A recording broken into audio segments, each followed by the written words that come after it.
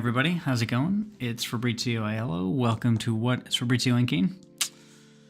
Today I am inking The Book Bug. If you're new to the channel, I have a comic book, Horace H. Hoover, which is currently being printed. So I'll go over that real quick. So I have issues 1, 2, and 3 done that are being printed. It's a 5-issue miniseries.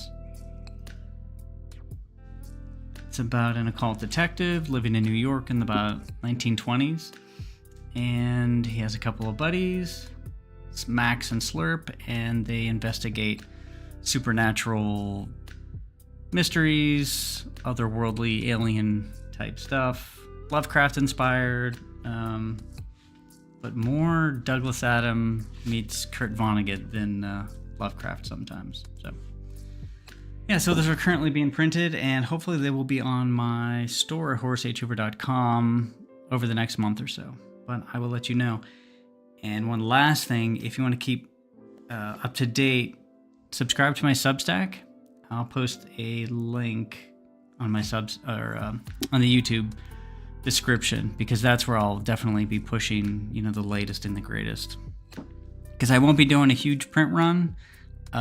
It'll be small-ish, so I have no concept currently of how many I need.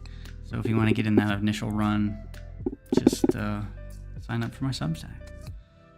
Alrighty, we'll see who's in chat. Easy Comic Reader, how's it going? Hope you're doing well. Psychotronic Squirt Gun, Aaron. Hey Fabrizio, Easy Comic Reader introduced me to you. Thank you. Thanks for popping in. I appreciate it. Thank you, Easy Comic Reader. I love Lovecraft. What a mic. It is a huge pain in my butt, this mic. Wait. You know what? I can't actually read the... Hold on one second. The chats keep getting cut off. What up, Mike? That helps. Comedian, great stuff as always. Thank you. I appreciate it. Yeah, I'm excited to get those finally printed and sold and out there. I know issue 3 has been there's been a little bit of back and forth with issue 3, so that my primary focus is to get that out. And for new readers to get issues 1 and 2 out there too. I'm going to be doing Pittsburgh Three Rivers Comic Con. So if anybody is in the area, it'd be great if you stop by, and you can pick up the books before anyone actually. You'll have first dibs. Oh, something I did want to announce on Twitter, and I will do this later on, but I did something pretty cool with the letters page. I don't know if this is spoilers or not, so just a heads up. But I had created a fake letters page for issue 1 when I submitted originally to my publisher, and that got pulled for whatever reason. So I'm putting my letters pages back in, but I added on to what I had originally done, and basically I have like mini epistolaries in the letters page. So if you read the letters page for issues 1, 2, 3, 4, and 5, you'll see little stories evolve in the letters page, which I thought was pretty cool. And you'll also get a little more flavor for what's to come for Horace H. Hoover and the world. And so I really utilized that fake letters page as much as I could. So I'll definitely be seeing that.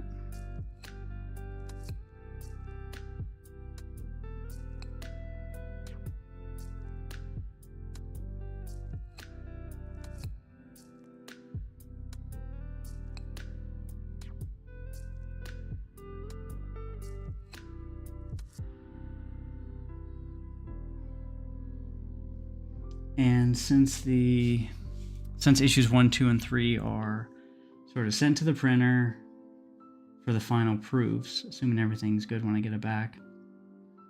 It means I'm basically jumping back into issue 4. So this is the first page of issue 4. And I have, I think, 13 or 14 pages penciled. So I'm hoping that fall will be issue 4. And I'm not entirely sure at this point, but I don't think I'll be doing a crowdfunder for that. I think my goal currently, this might change, is that I'm just going to get the first 5 issues printed on my own, and then I'll post them for sale. Then I will do a crowdfunder that will do, essentially, we'll do alternate covers for issues 1 and 2, maybe even 3, 4, and 5, and some extra material. The crowdfunder will probably have the resin model kits on there. So I'm kind of splitting up how I'm doing this, just because it was a unique scenario, and I'm just trying to get the books out in people's hands as quick as possible. Then if they want the alternate covers, if they want the collected version, you can do that later on. So that's the plan. I know plans change. You never know, but that's the goal.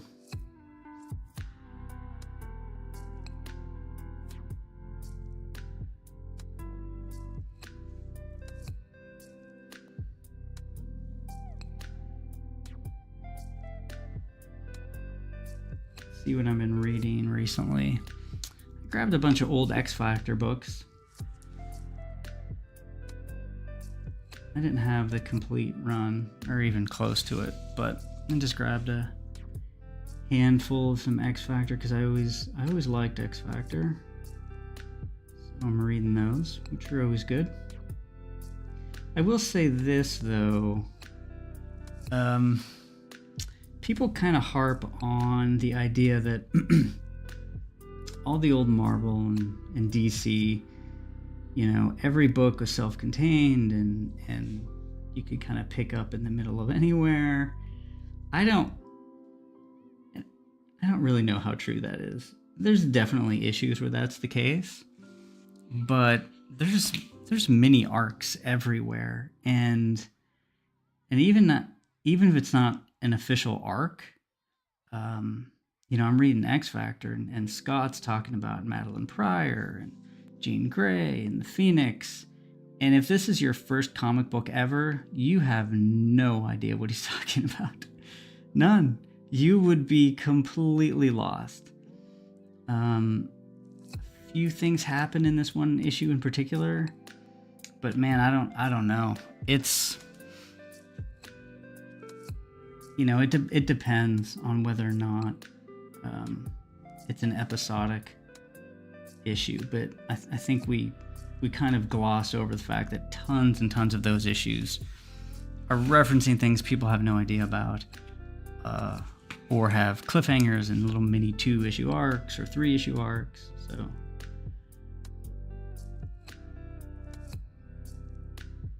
that was kind of interesting.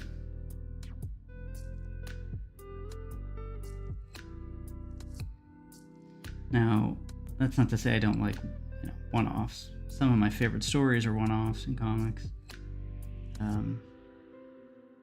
But I really like the whole gamut. So I like one-issue self-contained stories. I also like longer arcs, you know, that you can collect into a graphic novel. But I also like, for some reason in my head, 2-issue arcs are kind of interesting and really fun. You don't wait too long to have a resolution, but it does still give you that sense of more of an epic adventure kind of feel. Then problem is presented in issue 1, and solution is, you know, by the end of issue 1, everything's tied up neatly.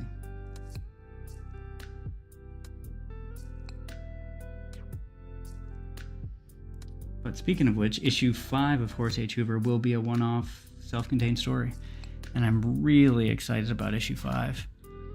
It's it's very different. We're introducing like a whole new world, more world building, and there's one of the characters in issue 5. He's sort of the he's kind of like, again, spoilers, he's kind of like a Don Quixote character.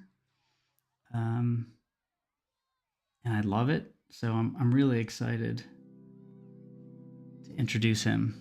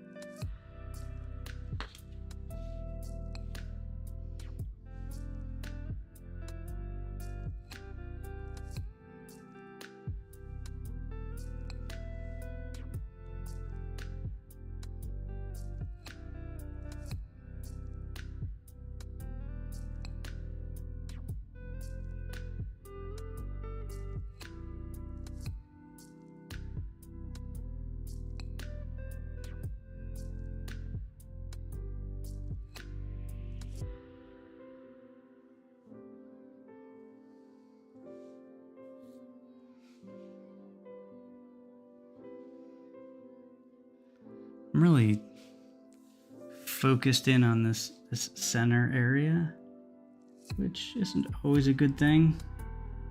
Should usually jump around just to make sure that you're not putting too much detail in one area and then less detail in another area.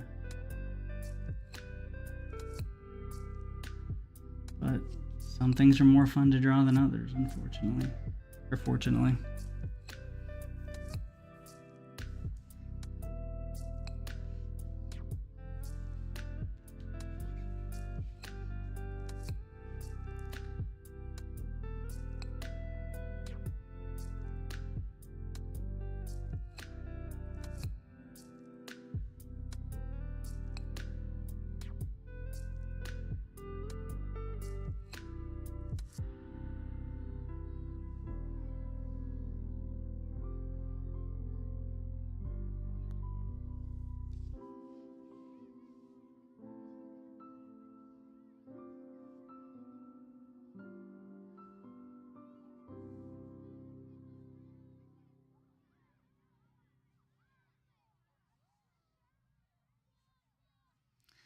I watched the first 15 minutes of Fallout, and that's only because I usually watch TV shows for about 15 minutes at a time.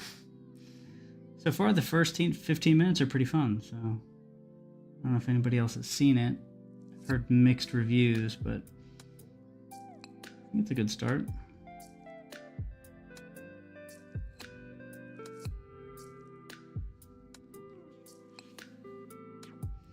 So I spin my paper a lot, and I don't know if it's obvious or not, but what I'm doing is I'm turning the page so that the direction of my stroke is always the same. So I go from, we'll say, the top to the bottom, and I'll do this area here.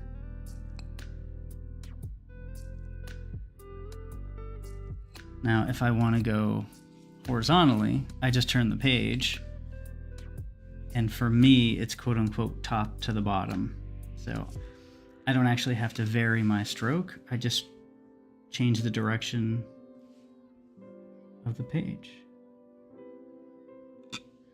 That way,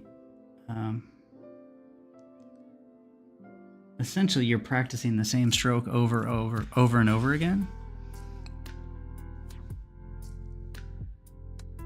So that's a good example right here. If you're practicing a particular stroke. I'm not doing a great job here. This is going to be black anyway, but or dark. I'm out of ink.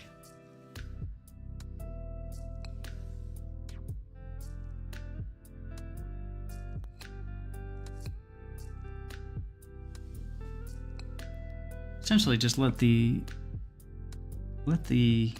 direction work for you instead of practicing 8 different strokes. You just do one and then turn the page. And that doesn't mean I only have one line, but in general.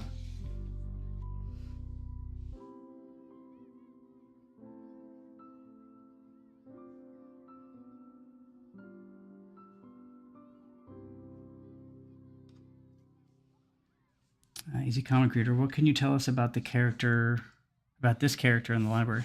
So this is the book bug. Book bug is introduced in issue 2 when Horace H. Hoover is investigating the Smoke Man. So he goes to a a very specific kind of library, and when he's there, he's sort of being followed. And just as he gets some information on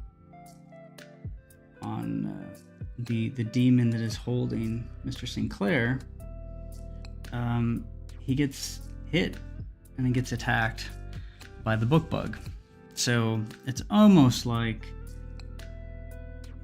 as he gets too close to certain things, certain books, certain knowledge, that this book bug appears and essentially stops him from investigating further. So after they fight, the book bug takes Horace H. Hoover to his lair, which is basically, it's a house made of books.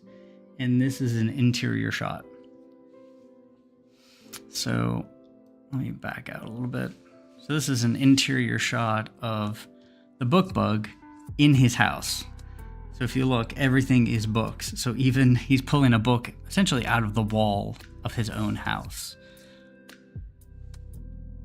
So chairs are made out of books, walls, steps, everything is books.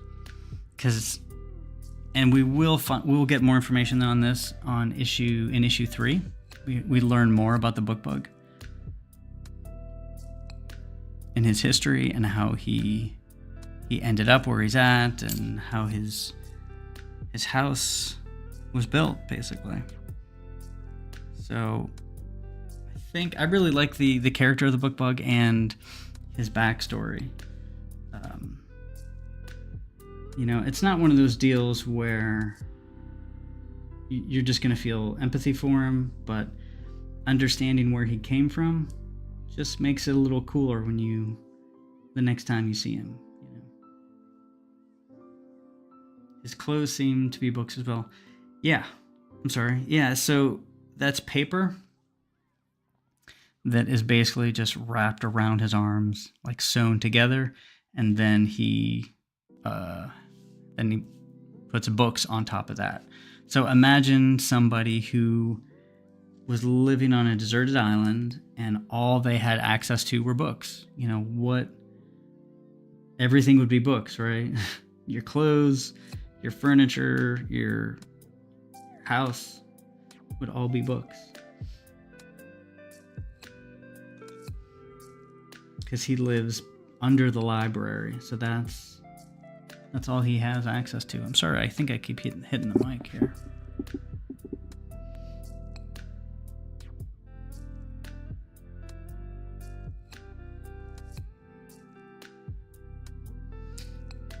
And a character like the book bug, whenever we first meet him and then we get more of his backstory, we'll definitely be seeing him again. So there is something that happens in issue 3 that will have pretty big implications.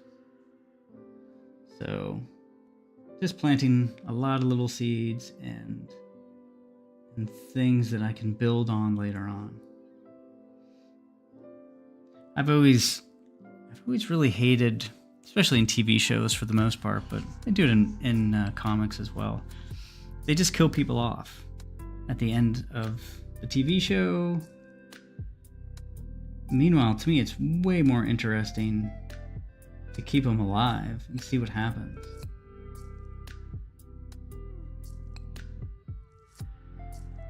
To kill a character is ending the story, basically.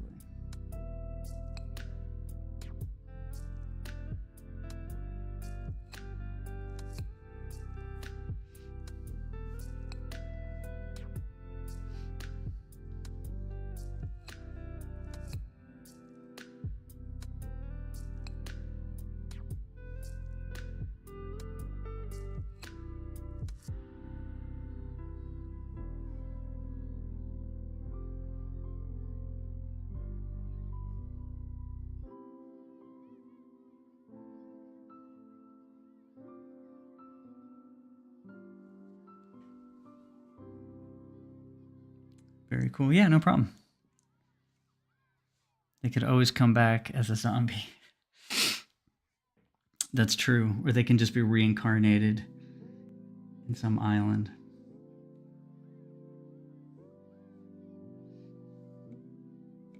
I didn't read that run of X-Men.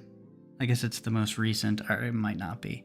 But all I know is that I guess they can't die. They just get reincarnated or something.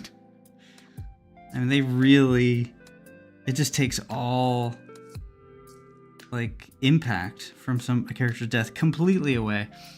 The impact was already lessened over the years because you knew characters wouldn't stay dead. But to know that they're just going to be resurrected is so strange.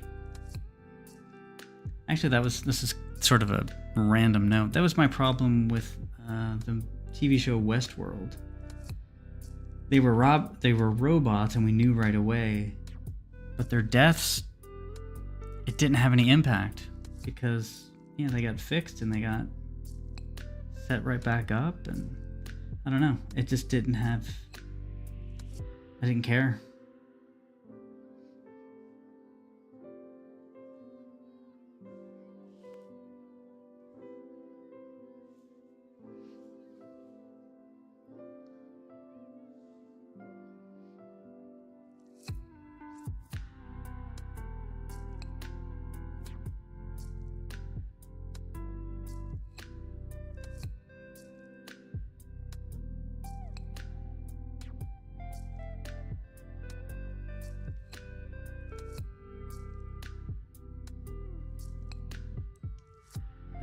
Psychotronic, Squirkin. I think they're doing away with the Immortal X-Men. Oh, are they? Yeah, that's probably a good idea, because that just seems like a terrible idea to me, but...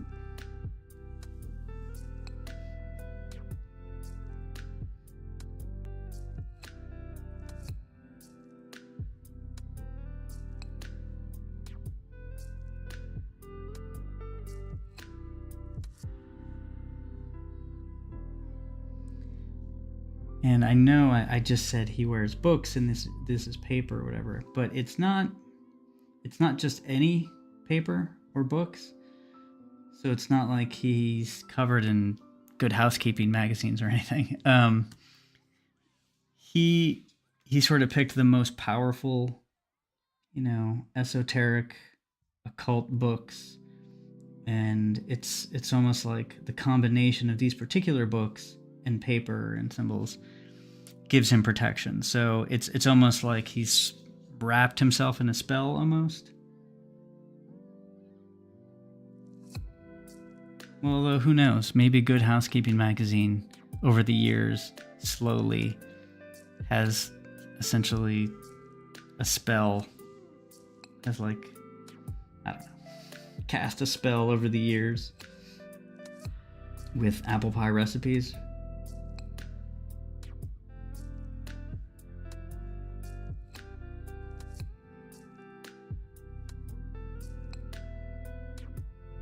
So everybody out there who's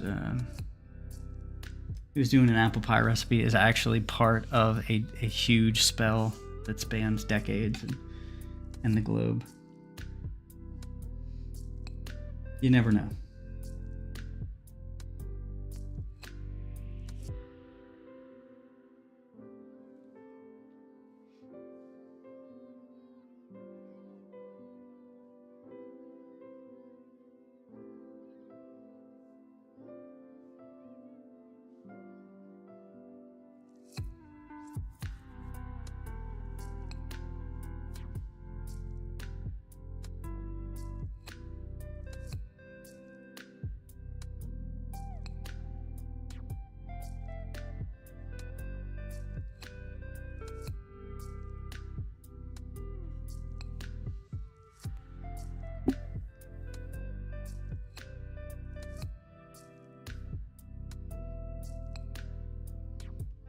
Do you like Twin Peaks? David Lynch toyed with the idea of bringing back a dead character, but actually showed the fans what a terrible idea it would be.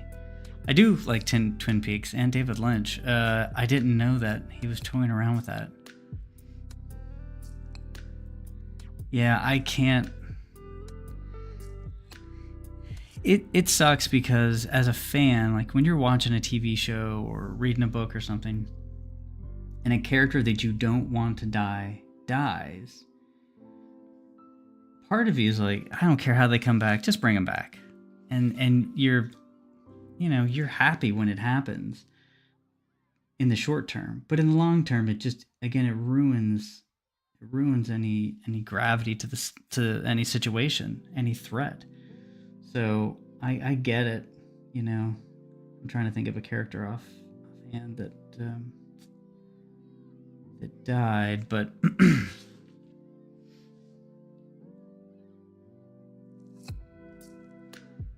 hey, John's Longbox, how's it going? Rereading Lovecraft. I don't think I ever read The Shunned House before.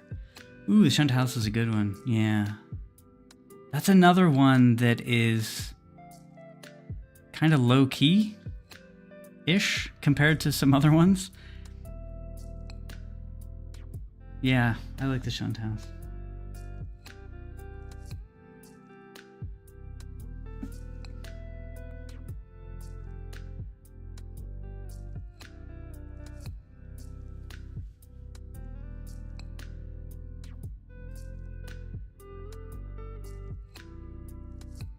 Well, the end of season 3 of Twin Peaks. I mean, I didn't see it.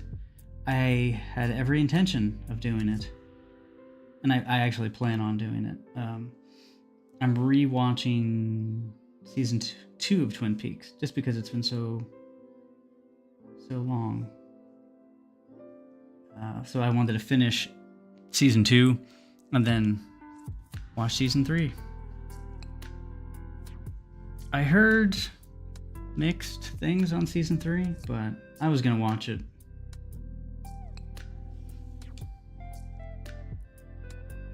I still think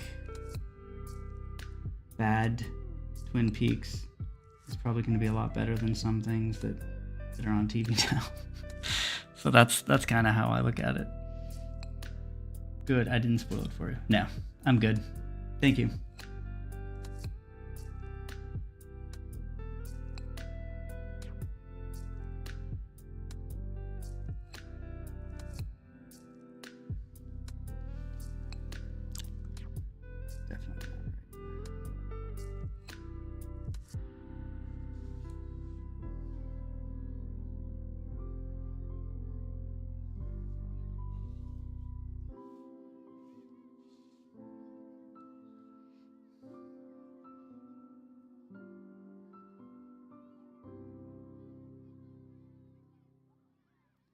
I really need to finish this page.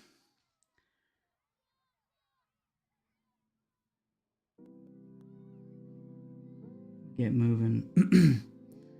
These books just, if it's not obvious, they take forever to do.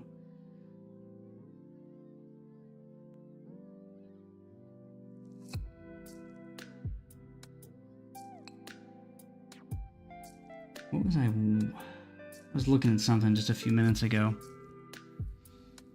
I think it was a new Spider-Man. It was a video.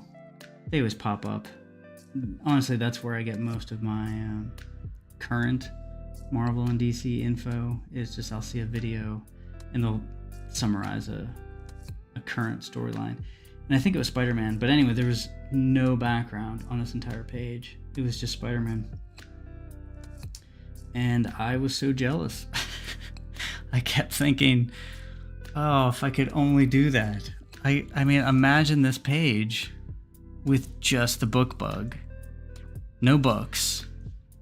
And maybe you just see the book and then this is all kind of faded and colored. It would take me like a fourth of the time to do that.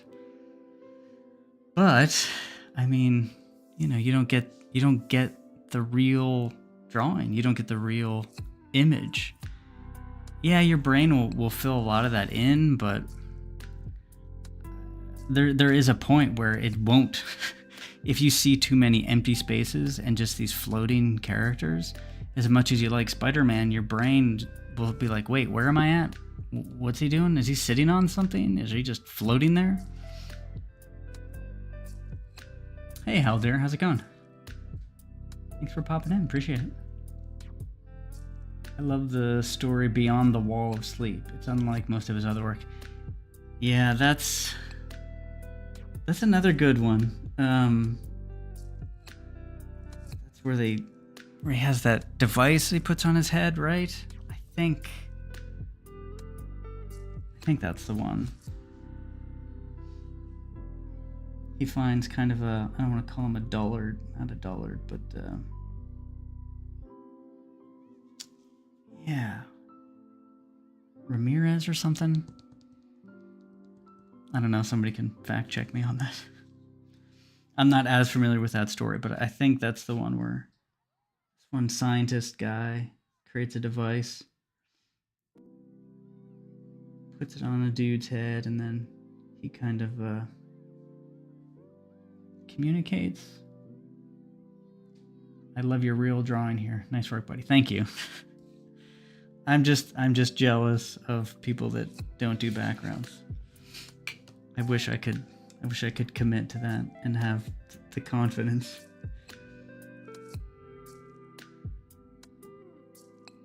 Then again, what would I do for hours and hours and hours of streaming if I didn't do backgrounds?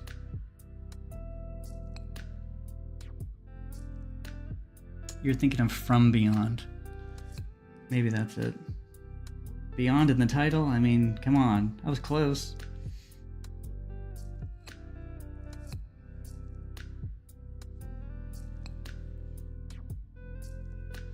The Festival and The Lurking Fear are my favorite of the least known.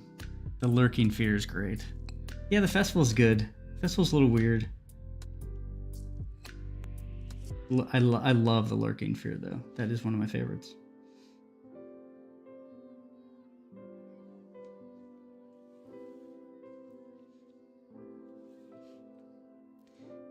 I always mention Lovecraft as an influence, inspiration. I mean, it's undeniable.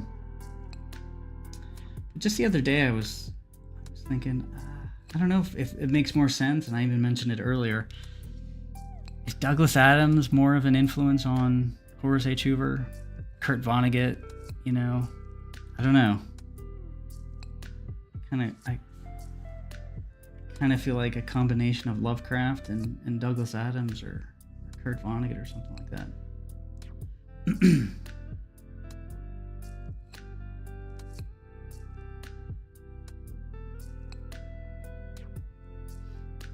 Hey Blake, how's it going? Hope you're doing well.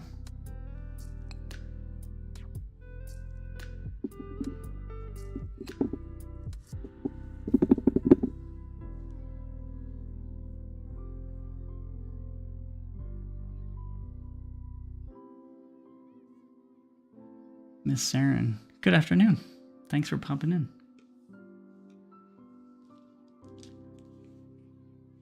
Thanks for joining. I'm working on the book bug.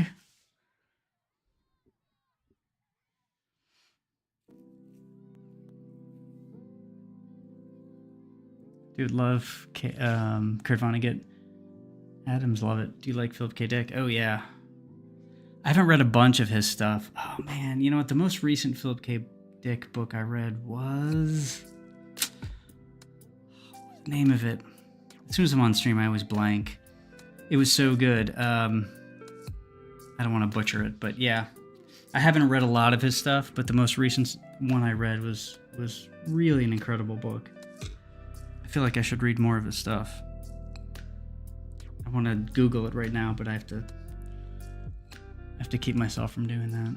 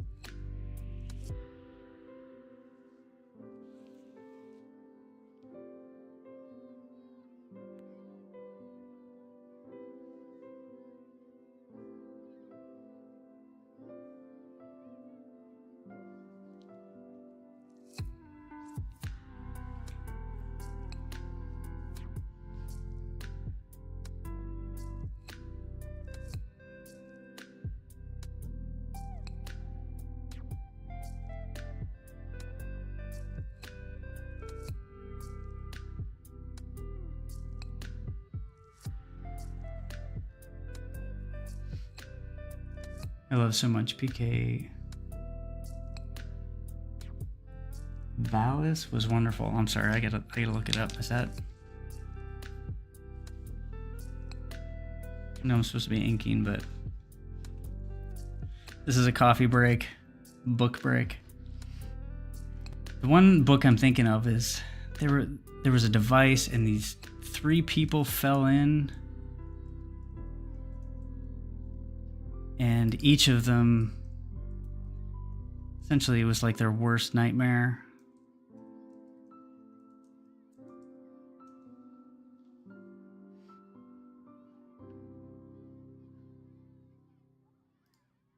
It was so good.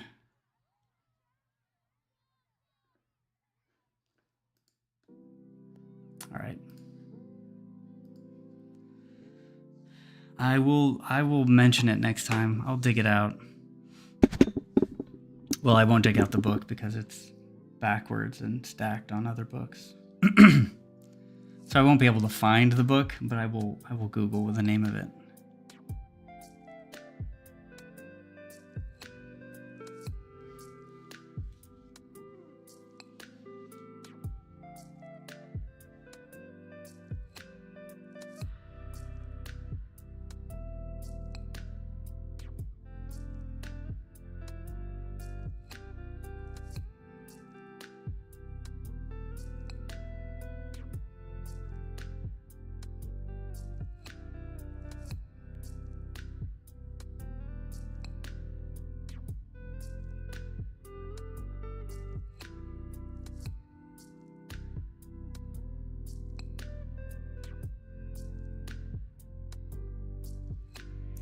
Got notification that the year 1 artist edition was mailed.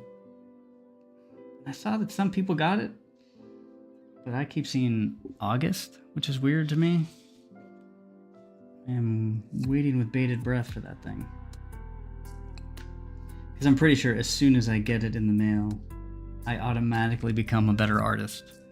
I think it's undeniable. I don't even have to open it up. Just owning it unopened on a bookshelf just makes me a better artist. I'm pretty sure.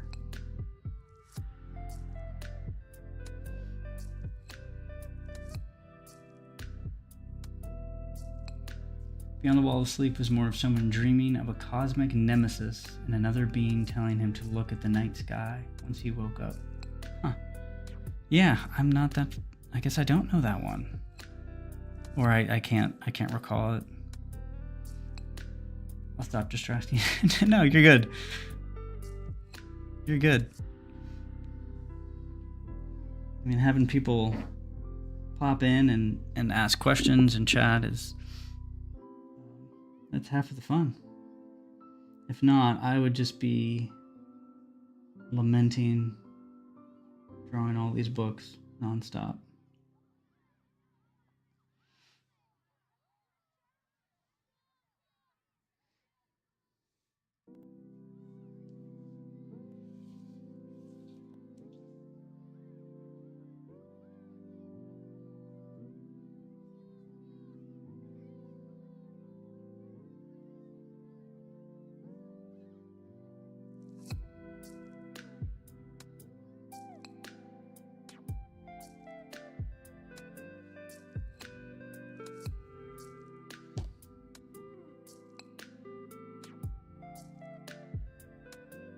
Yes, the hillbilly that suddenly became a super intelligent. Yeah, that's the one.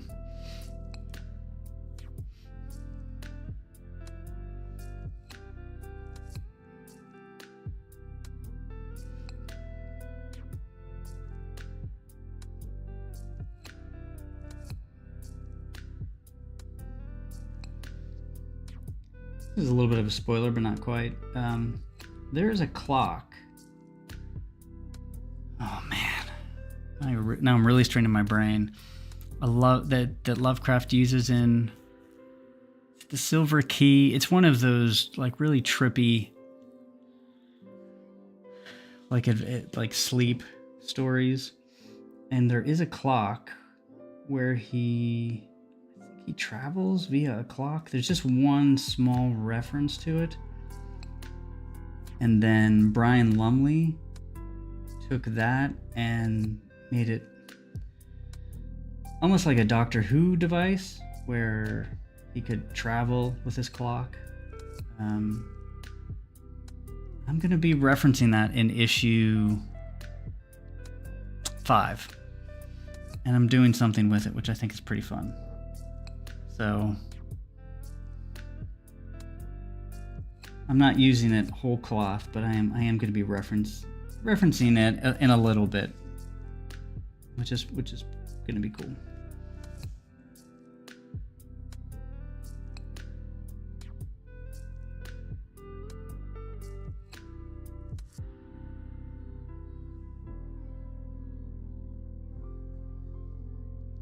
Randolph Carter, yep. Yeah, those like sleep, I call them, or dream cycle, I think it's called. I'm less a fan of those. They're a little too odd. Not that they're too odd, but I don't know. It doesn't have the great atmosphere of some of the other stuff that I really like.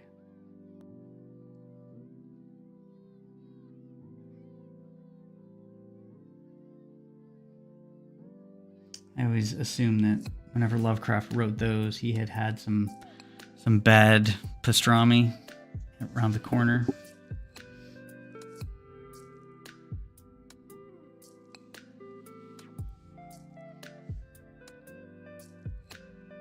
Am I off? No, I'm good.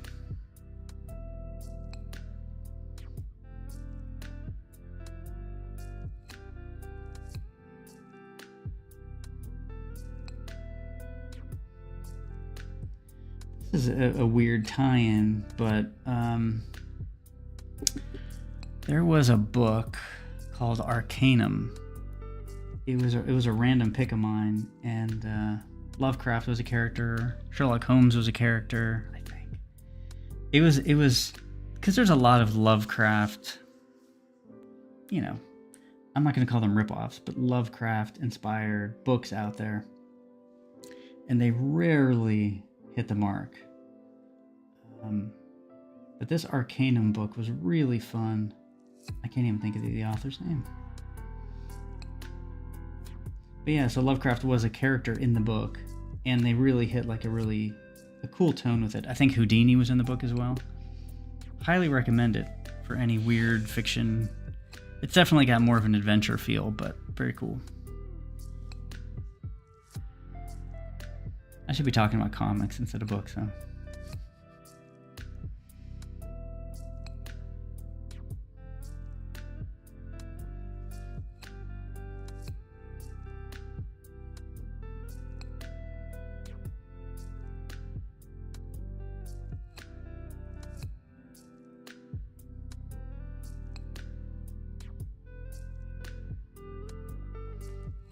As far as like Lovecraft comics, man,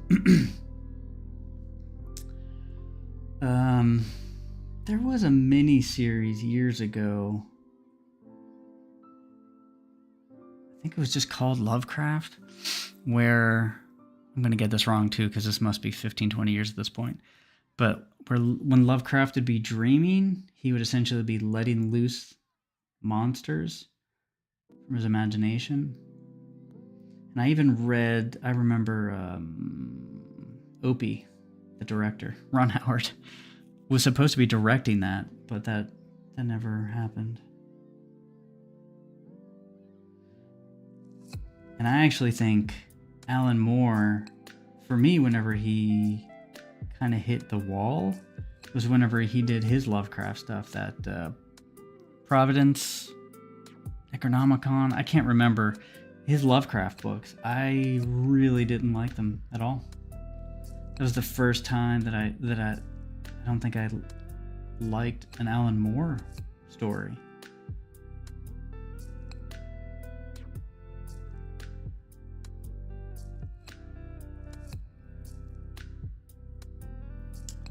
Providence. Yeah, I have a collected.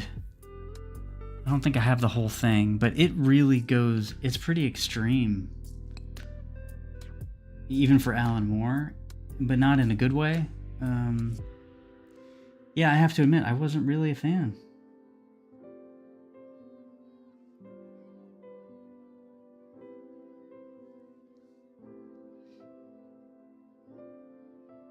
I mean, I would definitely read it. I'm sure you'll get to it eventually. I would be interested to hear what you think about it. I think at that time, and I can't remember when it came out. I mean, this was probably. I mean, I love Tom Strong. I love Top 10 that he did. Like, I really felt like he was on a roll. And then I think this was the next thing that came out. I could be getting my timelines messed up, but I don't know. It was not good. I mean, after 40 years or however long he's been writing, he's allowed to have some stinkers in the pile, but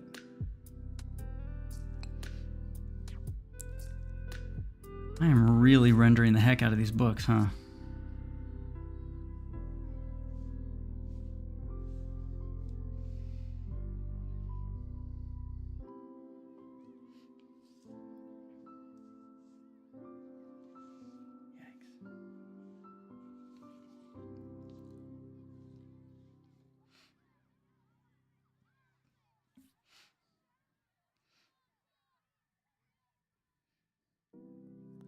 Yeah, I don't know. Now I want to hear what anybody else thinks about the Lovecraft Alan Moore stuff.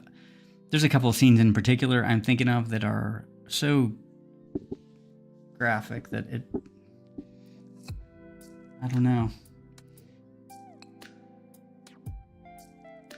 And this is, I've read other Alan Moore stuff. I've read League of Extraordinary Gentlemen, so I mean, you expect a certain, like, gut punch at certain points, but this seemed gratuitous. I don't know how to describe it. Like, in my head, at least, it just felt gratuitous.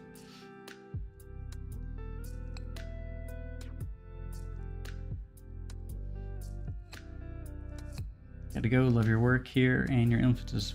Thank you. I really appreciate you joining today. Thanks.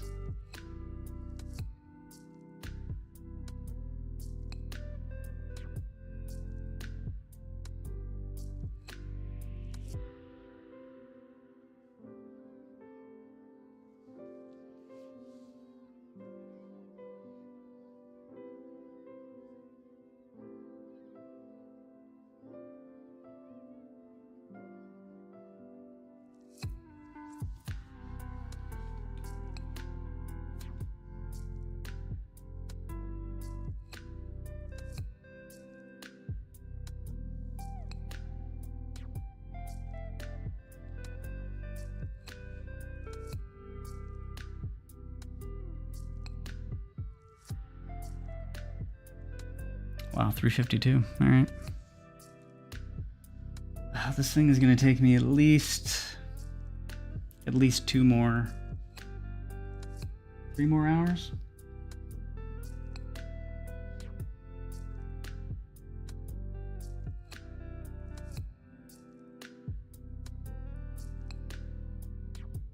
And then I really need to do a little bit of research before I start putting titles and symbols everywhere.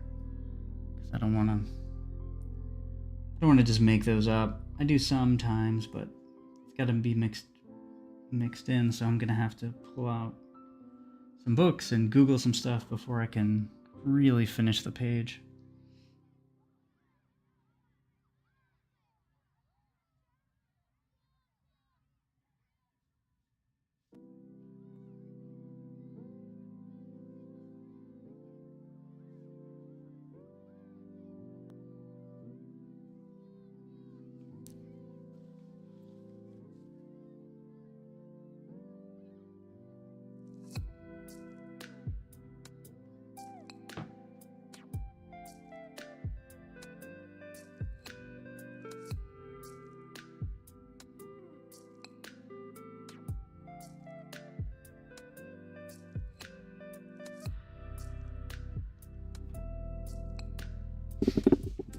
Which issue is this for? Hey, Captain Goodnight, you always seem to pop in the end. This is for issue 4. Past couple of months, I have obviously been getting issues 1 and 3 printed and proofed and like reworked. So I had to sort of halt progress on issue 4, but now that everything is set in theory, I'm jumping back to issue 4. And I think, based on some rough estimates at least, issue 4 should be done for the fall. Issue 3 will be in the next month or so. Issue 4 in the fall, and then issue 5 after that.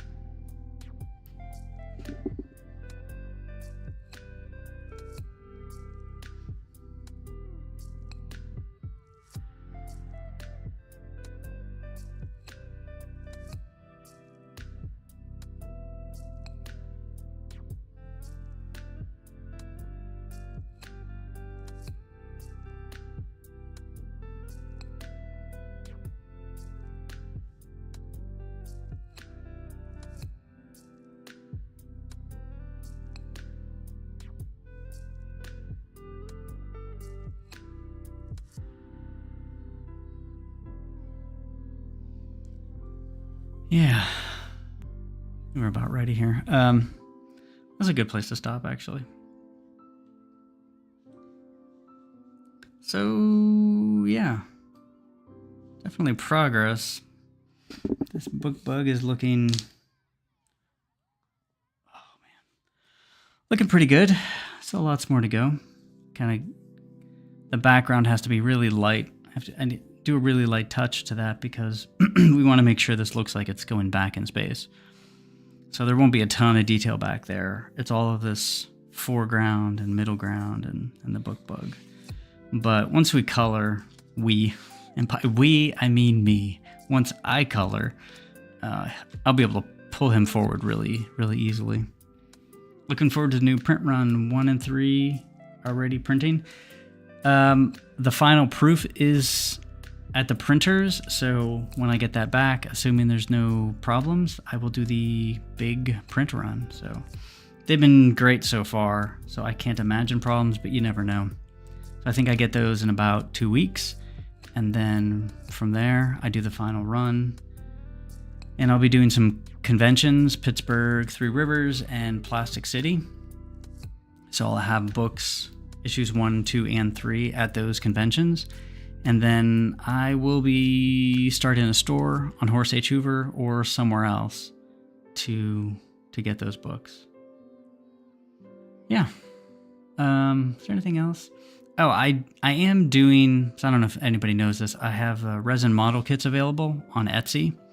So I have a Jacob Marley door knocker and a Frankenstein, and I have Dagon and a few other ones. Horace H. Hoover. I just sent out another run for Jacob Marley. So that'll be available end of the summer, in the spring, just in time for Christmas. I sold out last year, so just a heads up if anybody's interested in resin model kits. I can't think of what my link is. Google Unhallowed Art Etsy, and that should pop up. All right. Yeah, thanks, everybody. I appreciate it. Yeah, that's it. That's all I got. I may or may not post this, but I'll be online on Twitter and Instagram and keep everybody posted on the printing updates and whatnot. Thanks again, everybody. I appreciate it. Have a good day. Bye.